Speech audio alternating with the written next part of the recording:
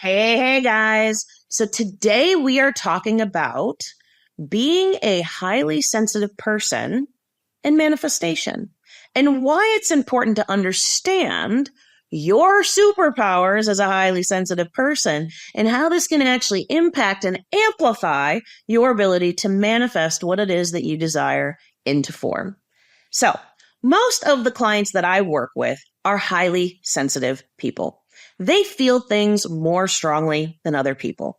A lot of times they get really overwhelmed by sensory input. Things like big crowds are extremely overwhelming to them. Things like really loud noises, particularly sudden noises like or slamming of a door, it might really put a shudder through them. They may even experience things like watching violent movies on a more visceral, deeper, like really revolting level that makes it very, very challenging to watch those kinds of things. This may even result in things like being unable to watch the news because the news is overwhelming. So you scan the headlines so that you don't feel as though you get stuck with that sensitivity of you can actually feel what these people are talking about in these news stories. Do you feel that you see yourself in any of those aspects? In any of those aspects of being a highly sensitive person? There are many, many more, and that's a topic for another day. But the idea here is that a lot of people see this, who are highly sensitive, see this as a weakness. I want to go back and address one more piece here is it's highly sensitive and empathic. Being empathic is then this aspect of when you walk into a room, you can sense what's going on. You can sense when the energy's off. You can walk up to somebody and you're like, hey, did something happen today? And you can just feel what's going on with other people. You can sort of energetically feel what's going on in a room. It's like you get the vibe, right?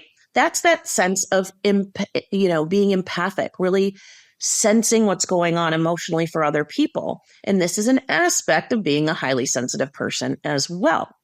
So, like I said, do you recognize yourself in any of these things? I find that all of my clients pretty much are highly sensitive and or empathic. Really, I feel like they really both go in the same bucket, but they're not often talked about in the same bucket. A lot of times in the literature and the academic literature, we talk about things like highly sensitive person, but we don't talk about empathic because, how do you measure that kind of a thing? Don't get me started on research and how that sometimes cuts us off at the knees because we can't talk about things the way they actually happen. We have to talk about things the way that they are defined by science. But anyway, I'm going down a rabbit hole there. The idea here is that most of my clients are highly sensitive or empathic. And I find that a lot of them see it as a detriment. They see it as a pain in the ass. I don't want to feel what these other people are feeling. I don't want to be overwhelmed by crowds. I don't want to have all of this like strong feeling come up when I see that, somebody was attacked by a dog on the news and I can feel that dog attack in my gut. Like, I don't want that. It's too much.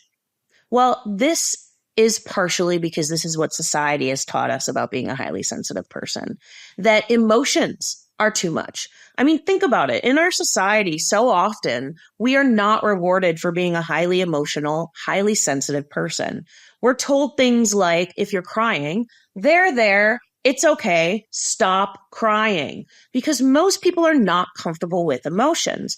Our culture in particular is not comfortable with emotions, particularly the older generations, where we didn't even want to talk about emotions and emotions were off the table and all of that stuff.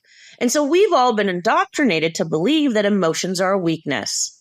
We've been this is part of the patriarchy as well, like for men as well as for women, that we've been taught that to feel emotions, express emotions, or tell people, my God, you have emotions is somehow showing people that you're weak. And I'm here to say that nothing could be further from the truth. And in fact, this belief ends up removing us from our superpowers that actually make us more powerful manifestors. So your emotions are actually a superpower.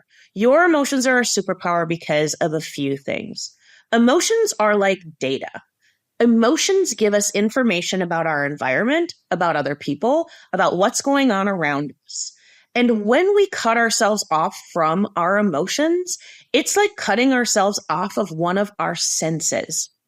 There's this story, and don't quote me on it. It may be just be an anecdote, but about during the Vietnam War, when they were looking for those little tunnels, that they recruited all of these, I believe they recruited all these Native American trackers.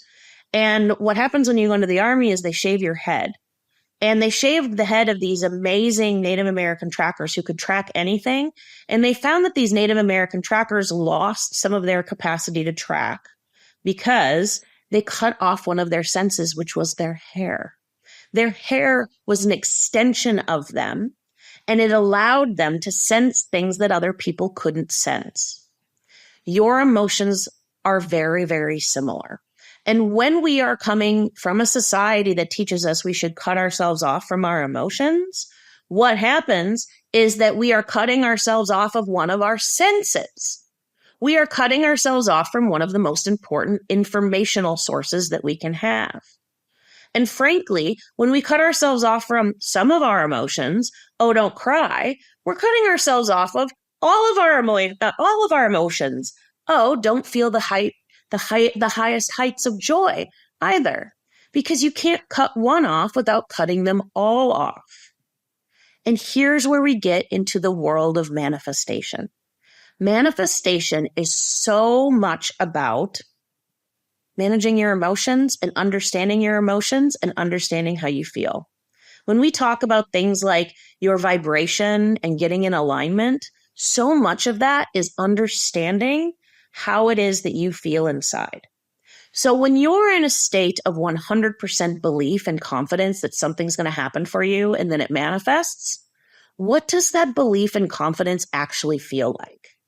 That belief and confidence actually feels like joy, overflow, excitement, pleasure, fun. Oh my God, joy, right?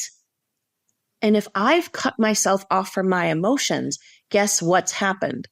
I have now cut myself off from my alignment. I have now dimmed down my ability to achieve that high vibration, which is basically this idea that I am in a place of joy. I am in a place of pleasure in what I am experiencing now, because that's the trick to manifestation, my peeps, is entering into the feeling that you want when you get the thing, whether it's money or a partner or a house or a car or whatever, entering into the energy and the feeling of what you want here and now today. And when you can feel that, that's when the thing manifests. But when you cut yourself off from your emotions, guess what happens? You're unable to manifest the thing because you're unable to feel the thing. But what that means is if you are a highly sensitive person and a deeply feeling person and you feel things really big, that also means faster manifestations when you allow yourself to go there and feel those things. And this is why being a highly sensitive person is a freaking superpower. And it's like a time warp or a wormhole that will like light speed your ability to manifest what it is that you want. This is part of what I teach when I teach quantum reality bending, is your capacity as a highly sensitive person to basically shorten timelines, go through wormholes that make the manifestations that might seem like they're going to take this long go and shrink those timelines so that you can manifest like that using your inherent superpowers that already exist inside of you by letting go of all these cultural narratives that say that there's something wrong with you. It's funny, I wasn't going to talk about this, but I think it's interesting that our culture a lot of times tries to rob us of the very things which make us most powerful. And things like your emotions make you powerful, my friend. Do we sometimes get overwhelmed by emotions? Yes. Can we sometimes get pulled under by strong emotions? Yes. Are we needing to be able to manage our emotional to have this emotional regulation so that we don't feel as though our emotions take us on a roller coaster? Yes. The thing I like to say to my clients is we want to feel all of our emotions. We just don't want to unpack our bags there and live there. But we want to feel them all and give them all permission and not shame them and not feel as though there's something to be pushed away, ignored, or demonized or feel ashamed for. Because when we can accept all of ourselves, including our emotions, including being highly sensitive, that's when we empower ourselves to have more fun in life and to have more joy and to get into that high vibration that makes our manifestations happen at light speed.